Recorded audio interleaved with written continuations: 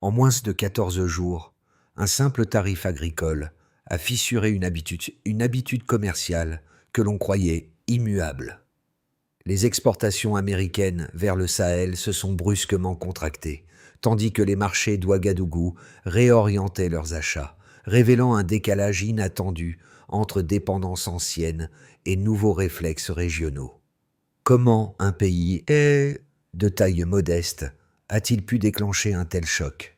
Et que dit cette secousse de la place qu'Ibrahim Traoré occupe désormais dans la recomposition du Sahel? Derrière ces courbes qui se croisent, une question persiste. Qui dictera vraiment le rythme des prochains mois? Ce récit promet de dévoiler, sans exagération ni raccourci commode, comment un ajustement tarifaire ciblant 11 produits américains a déclenché une réaction en chaîne que les modèles prévisionnels n'avaient pas anticipée. Le bénéfice attendu pour le lecteur était clair. Comprendre en 10 à 12 mots comment un geste local peut déplacer des équilibres globaux. Car derrière les variations soudaines des flux céréaliers, une autre dynamique s'impose, celle d'un marché sahélien longtemps perçu comme passif, mais désormais capable de réorienter ses dépendances en quelques jours, entraînant une tension logistique tangible dans les coopératives américaines. Si ce basculement importe autant, c'est parce qu'il révèle deux enjeux superposés, la vulnérabilité d'un système agricole réputé robuste et l'émergence d'un espace régional prêt à tester sa marge de souveraineté. Et une question, déjà suspendue comme un fil discret, traverse le débat.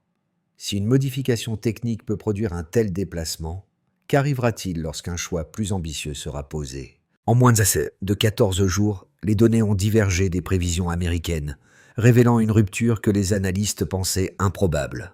Cette accélération, mesurée dans les premiers rapports logistiques, a montré qu'un marché supposé, stable, pouvait se reconfigurer en quelques jours seulement. Ce premier constat, appuyé par des tableaux d'expédition figés et par des niveaux de stock atteignant les seuils de crise, contredisait l'idée selon laquelle le Sahel resterait structurellement dépendant des approvisionnements occidentaux. Les semaines précédant l'arrêté tarifaire décrivaient pourtant une scène beaucoup plus discrète. Réunion régionale centrée sur la réduction de dépendance, modernisation partielle des capacités de stockage, amélioration graduelle des corridors internes. Les observateurs extérieurs y voyaient une simple rationalisation administrative, incapable de modifier la dynamique commerciale. Mais lorsque les tarifs furent officiellement appliqués, la chaîne logistique américaine montra immédiatement ses points de tension. Routes d'exportation considérées comme sûres, soudain ralenties, contrats annulés sans préavis, coopératives contraintes de réorganiser l'entreposage face à un afflux inattendu. Ce qui semblait d'abord un aléa ponctuel prenait les contours d'une fragilité structurelle. Le lien unissant la ceinture céréalière américaine à la demande sahélienne n'était pas linéaire, mais soumis à des ruptures rapides dès qu'un maillon se déplaçait. Simultanément, dans les capitales sahéliennes, le mouvement inverse s'amorçait. Montée de confiance, réorientation partielle des importations, dynamisation des usines locales et consolidation politique renforcée par la posture de dirigeants comme Ibrahim Traoré, dont les discours sur la souveraineté alimentaire trouvaient soudain un terrain chiffré. Ces trajectoires opposées, congestion d'un côté, affirmation de l'autre, formaient la clé de lecture d'une recomposition commerciale plus large. Ainsi surgit la première réponse au fil de curiosité ouvert dans le hook. Si un marché dominant peut basculer aussi vite, c'est parce que l'équilibre sur lequel il repose n'est pas un socle, mais une dépendance mutuelle longtemps sous-estimée. Pour comprendre comment la rupture s'est matérialisée sur le terrain, il faut suivre ceux qui ont perçu les premiers signes du basculement avant même que les graphiques ne se figent. Dans le Midwest américain, un gestionnaire de silo du Nebraska raconte une scène inhabituelle. En l'espace d'une semaine, les volumes destinés au Sahel s'étaient accumulés au point de saturer les zones de stockage prévues pour la rotation régulière des récoltes. Rien, dans les rapports précédents, n'indiquait une contraction si brutale. Les équipes durent improviser un réagencement complet, retardant le séchage, modifiant les calendriers de logistique et absorbant la tension financière d'un stock immobilisé. Cette microscène, presque banale à première vue, incarnait pourtant le premier maillon cassé d'une chaîne beaucoup plus large. À Ouagadougou, le contraste était saisissant. Un négociant de produits céréaliers décrivait une hausse inattendue de la demande pour les farines locales. Les usines de transformation, mobilisées plus tôt que prévu, tentaient d'absorber le flux, tandis que les commerçants ajustaient leurs prix pour répondre à une clientèle soudain plus attentive aux productions régionales. Ce déplacement rapide des préférences révélait une confiance nouvelle, portée par la possibilité de substituer des produits autrefois considérés comme difficilement remplaçables. Ces deux récits, séparés par un océan mais liés par un même événement déclencheur, rendaient visible l'impact immédiat de la décision tarifaire. Une rupture logistique pour les uns, une ouverture d'opportunités pour les autres. Et dans ce miroir transatlantique, une question demeure, simple et directe. Que signifie réellement cette divergence accélérée? Le déclencheur survient au moment précis où le Burkina Faso officialise son arrêté tarifaire. Un texte court. Une liste de 11 produits américains soudain renchérit. Rien, à première vue, qui puisse bouleverser 2 continents. Pourtant, dès les premières heures, les tableaux d'expédition changent de couleur. Des cargaisons prêtes à quitter les ports du Golfe sont réévaluées. Certaines sont immobilisées, d'autres redirigées dans la précipitation. La mécanique s'enclenche. À ce stade, une seule phase de déclenchement s'amorce. Les projections américaines prévoyaient plusieurs mois avant qu'un effet réel ne se matérialise. Elles s'effondrent en quelques jours. Les silos commencent à se remplir plus vite qu'ils ne se vident. Les coopératives annulent des contrats tenus pour acquis. Les négociants observent des volumes inattendus revenir dans les circuits intérieurs. La réaction n'est pas progressive. Elle est immédiate. Elle surprend. Elle désoriente un secteur habitué à absorber les chocs saisonniers sans difficulté. Mais ici, le choc ne vient pas de la météo, d'un marché mondial ou d'un accident logistique. Il vient d'une décision unilatérale, prise par un pays que l'on disait trop petit pour influer. Dans cette accélération, une fissure structurelle apparaît. Le lien entre la ceinture agricole américaine et la demande sahélienne n'était pas un fleuve tranquille. C'était une canalisation sensible à la moindre pression. Le tarif burkinabé l'a prouvé. Les niveaux de stock dépassent les limites prévues. Les cycles de séchage rallongent. Les marges se contractent. La tension devient palpable jusque dans les radios locales où les producteurs expriment, pour la première fois depuis des années, une inquiétude non cyclique. Puis la dynamique atteint un point culminant. Pendant que l'Amérique agricole tente de contenir le choc, le Sahel se réorganise. Algérie, accords bilatéraux accélérés. Russie, réaffectation partielle de volume depuis la mer Noire. Brésil, entrée rapide sur le segment de la volaille et des produits transformés. En quelques jours, le vide laissé par les États-Unis cesse d'être un vide. Il devient un espace stratégique ouvert. Dans cette recomposition, une voix résonne plus fort, celle d'Ibrahim Traoré, dont les discours sur la souveraineté alimentaire cessent d'être théoriques. Ils trouvent une confirmation dans le réel. Les usines burkinabées intensifient leur cadence. Les prix des cultures locales augmentent. Les producteurs, longtemps en position défensive, entrevoient une marge nouvelle. La confiance circule. Elle se propage au Mali, au Niger, au Ghana. La région découvre qu'elle peut absorber une rupture volontaire sans s'effondrer. Enfin, viennent les répercussions plus diffuses. Les États-Unis revoient leurs prévisions agricoles. Les analystes du Congrès évoquent la possibilité d'un effet domino africain. Les marchés à terme corrigent brusquement. Les coopératives réévaluent leurs contrats de saison. Les réseaux logistiques cherchent des débouchés de substitution. Rien n'indique un effondrement, mais tout signale une vulnérabilité sous-estimée. De l'autre côté de l'Atlantique, le climat psychologique change.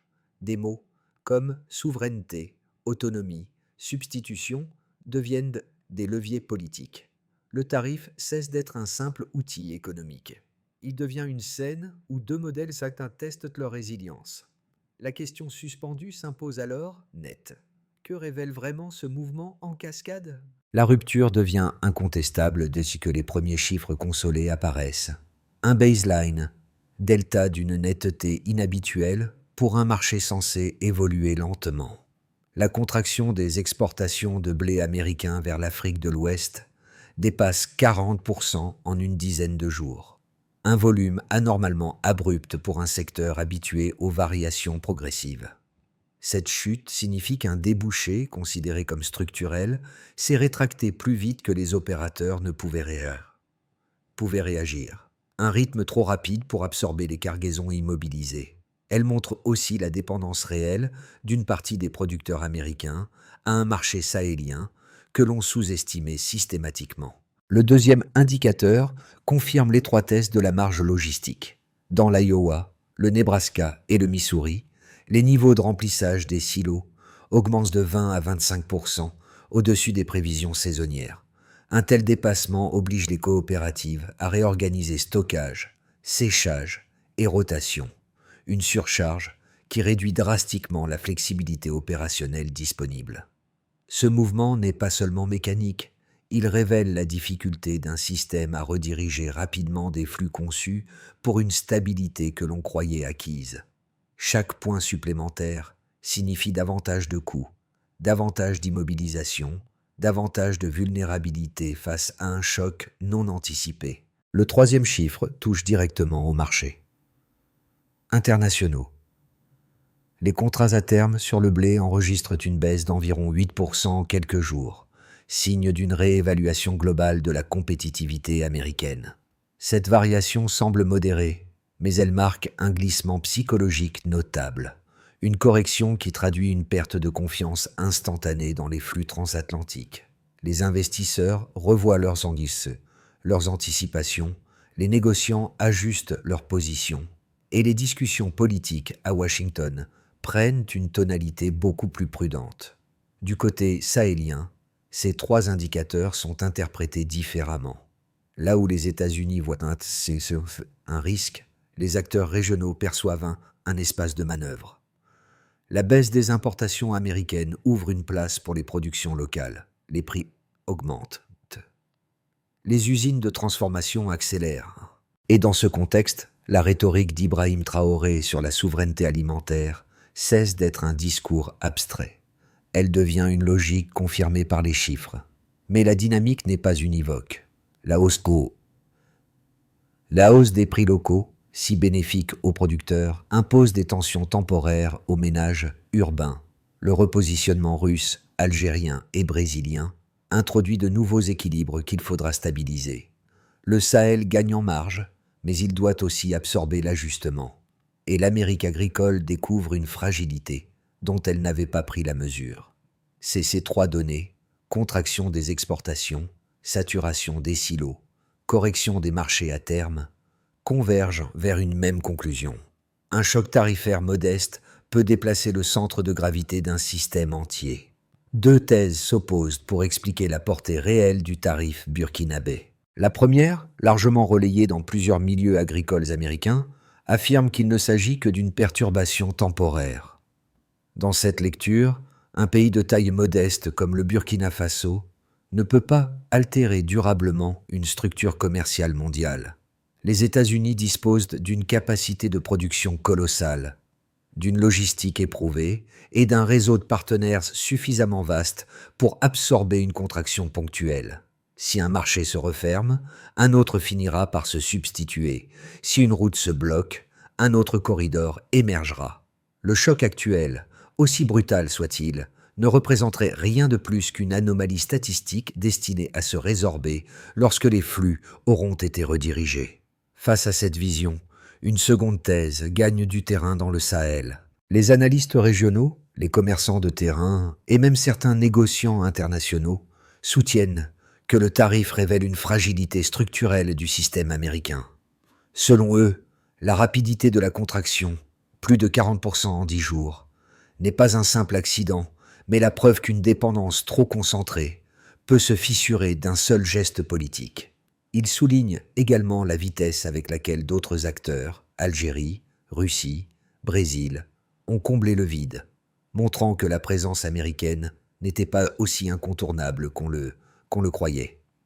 Pour ces observateurs, le sursaut des usines sahéliennes et la hausse des prix locaux prouvent qu'un début d'autonomie était déjà en gestation, ne demandant qu'une étincelle pour se manifester. Mais la réponse la plus fidèle aux faits se situe entre ces deux pôles. Les chiffres montrent que la rupture n'a rien d'éphémère. Stocks saturés, exportations contractées, marché financier corrigé. En même temps, rien ne prouve que le système américain serait incapable de se réadapter à moyen terme. Ce que la confrontation tarifaire révèle, c'est une vérité moins spectaculaire, mais plus instructive. Un marché dit dominant peut vaciller sans s'effondrer. Un marché dit modeste peut influencer sans renverser. Ainsi, le débat ne porte pas sur la victoire d'un camp, mais sur la nature réelle de la stabilité commerciale. C'est au milieu de la séquence que la dynamique change réellement de nature. La confrontation tarifaire cesse d'être un simple ajustement technique et devient un révélateur politique. Car lorsqu'un mémo circulant à Washington évoque des mesures financières et douanières plus dures envers le Sahel, l'effet produit n'est pas celui attendu. Au lieu de reculer, plusieurs capitales sahéliennes affirment publiquement qu'elles n'entendent céder à aucune pression. Ce moment marque un renversement subtil mais décisif. La décision tarifaire n'est plus envisagée comme un outil de négociation. Elle devient un symbole d'affirmation identitaire. Dans les marchés, l'expression « farine de souveraineté » se répand. Dans les usines, les cadences s'intensifient. Dans les discours, la souveraineté alimentaire cesse d'être une abstraction. Le rôle d'Ibrahim Traoré, jusque-là associé à une rhétorique volontariste, s'enracine désormais dans une réalité mesurable, portée par des données et des comportements collectifs. La révélation du midpoint est donc claire. Ce qui semblait économique devient politique, et ce glissement redéfinit les limites du rapport de force. Les répercussions du tarif ne se déploient pas uniformément. Elles se distribuent selon 4 cercles d'exposition, chacun révélant une facette distincte de la rupture commerciale. Pour les producteurs américains, qui regroupent le noyau agricole intérieur des États-Unis, l'effet se présente ainsi. Pour les agriculteurs du Midwest, l'effet est immédiat et concret. Accumulation rapide des stocks, cycle de séchage allongé, marge compressée. Les gestionnaires de silos, déjà confrontés à des coûts croissants, voient leurs prévisions logistiques se dégrader en quelques jours. La hausse de 20 à 25% des niveaux de remplissage les oblige à revoir toute leur organisation interne. Des exploitations familiales, dépendantes des exportations vers l'Afrique de l'Ouest, doivent reporter des investissements et réévaluer leur budget. Ces effets, loin d'être anecdotiques, montrent à quel point un débouché considéré comme assuré peut faiblir du jour au lendemain. Landeswien. Du côté des décideurs et des institutions américaines, la situation se lie de la manière suivante. La baisse supérieure à 40% des exportations en 10 jours sert d'alarme politique. À Washington, le mémo divulgué, évoquant des mesures financières ou douanières, illustre la tension stratégique suscitée par un partenaire jugé trop petit pour influencer la structure globale. Les analystes du Congrès évaluent désormais le risque d'un effet domino. Si le Burkina Faso a pu imposer un choc si rapide, qu'en serait-il si d'autres pays adoptaient des mesures analogues? La correction de 8% des contrats à terme n'est pas seulement un signal financier. Elle matérialise un doute institutionnel sur la robustesse du rôle américain dans les flux céréaliers mondiaux. Pour les ménages et les commerçants du Sahel, l'impact se manifeste ainsi. Dans les marchés d'Ouagadougou, les commerçants voient augmenter la demande pour les produits locaux. Les farines régionales, parfois marginalisées, acquièrent une valeur nouvelle, symbolique autant qu'économique. Les prix des cultures locales montent offrant aux producteurs une marge inédite. Mais cette dynamique a un revers. En ville, certains produits d'importation se raréfient et les ménages urbains doivent adapter leurs dépenses. Les réseaux de distribution, encore en transition, subissent une pression qui révèle des failles logistiques persistantes. Pourtant, le mouvement ne ralentit pas. Il est porté par un élan psychologique qui dépasse les seules contraintes matérielles. Pour les acteurs politiques sahéliens, à l'échelle régionale, les effets prennent la forme suivante. C'est ici que la transformation devient stratégique. L'attitude des gouvernements du Sahel converge vers une affirmation de souveraineté. Le discours d'Ibrahim Traoré, déjà centré sur l'autonomie alimentaire, gagne une crédibilité inattendue. La capacité du Burkina Faso à absorber une rupture volontaire sert de précédent. Au Mali, au Niger, au Ghana, l'idée d'un rééquilibrage imposé de l'intérieur circule. Le tarif cesse d'être un geste isolé. Il devient un marqueur régional qui redéfinit les marges de négociation avec les grands exportateurs. Et c'est ici que se ferme le Curiosity Loop du Midpoint. Ce n'est pas l'économie seule qui bouge, mais la perception du pouvoir économique elle-même. Dans les mois qui suivent, 3 trajectoires plausibles se dessinent, chacune révélant une forme distincte de redistribution des équilibres entre les États-Unis et le Sahel. Elles ne prédisent pas l'avenir. Elles éclairent les conditions qui rendraient certains chemins plus probables que d'autres. Dans un premier scénario, celui d'une stabilisation prudente, considéré comme scénario de base, la trajectoire se déroule de la manière suivante. Si les États-Unis parviennent à réorienter progressivement leur volume vers d'autres marchés, alors la tension logistique s'atténue sans disparaître totalement. Les excédents sont absorbés au fil des cycles, tandis que le Sahel consolide son effort d'autonomie sans pousser plus loin l'escalade tarifaire. Les flux de remplacement, Russie, Algérie, Brésil, continuent d'alimenter la région. Les prix au Sahel restent élevés, mais demeurent contrôlables. Dans cette configuration, Washington opte pour la diplomatie calibrée plutôt que pour les sanctions lourdes évoquées dans le mémo divulgué. L'équilibre redevient fonctionnel, mais pas identique à l'ancien. Dans un deuxième scénario, plus optimiste et marqué par une interdépendance rééquilibrée, la suite peut se dessiner ainsi. Si les partenaires régionaux trouvent un terrain d'entente, alors une désescalade graduelle s'installe. Le Burkina Faso conserve son tarif, mais négocie certaines exemptions ciblées. Les États-Unis diversifient leurs débouchés sans chercher une confrontation. Les coopératives américaines stabilisent leurs stocks, les fluctuations des marchés à terme se réduisent, et les usines sahéliennes améliorent leur capacité de transformation. Cette trajectoire crée un espace où souveraineté et échange coexistent sans rompre les dynamiques régionales. Dans un troisième scénario, plus pessimiste, celui de la fragmentation et du durcissement, l'évolution prend la tournure suivante. Si Washington applique les mesures esquissées dans le mémo, restrictions financières, inspections renforcées, révision préférentielle, alors le Burkina Faso pourrait étendre sa liste de produits ciblés. D'autres pays sahéliens, encouragés par la posture régionale renforcée, pourraient imiter cette démarche. Les marchés TCC internationaux réagiraient nerveusement. Volatilité prolongée des contrats à terme, coûts logistiques en hausse, fractures accrues dans les chaînes d'approvisionnement. C'est un scénario où chaque décision amplifie la précédente et où le dialogue devient difficile à rétablir. Une recommandation de lecture s'impose. Si l'on veut comprendre ce qui rend un système résilient ou fragile, il faut analyser ce qui est réellement substituable et ce qui ne l'est pas. Cette grille de lecture évite les récits simplifiés et prépare mieux aux ajustements futurs. Au-delà des chiffres et des projections, cette rupture tarifaire touche différemment 3 grands groupes dont les expériences, bien que distinctes, éclairent de la portée concrète du basculement.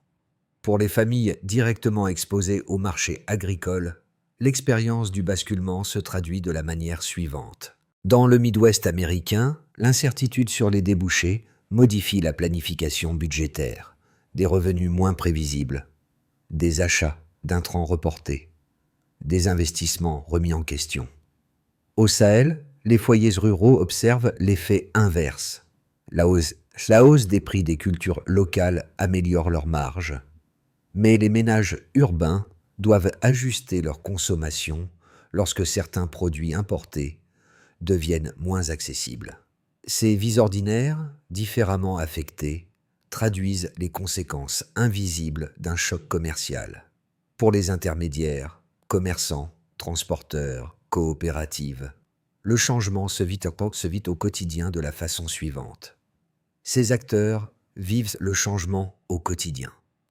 Les coopératives américaines reconfigurent leur circulation de stock, rompant avec des routines établies depuis des décennies. Les transporteurs sahéliens perçoivent une demande accrue pour les circuits régionaux, ce qui les pousse à optimiser leurs trajets et à intensifier la rotation des marchandises locales.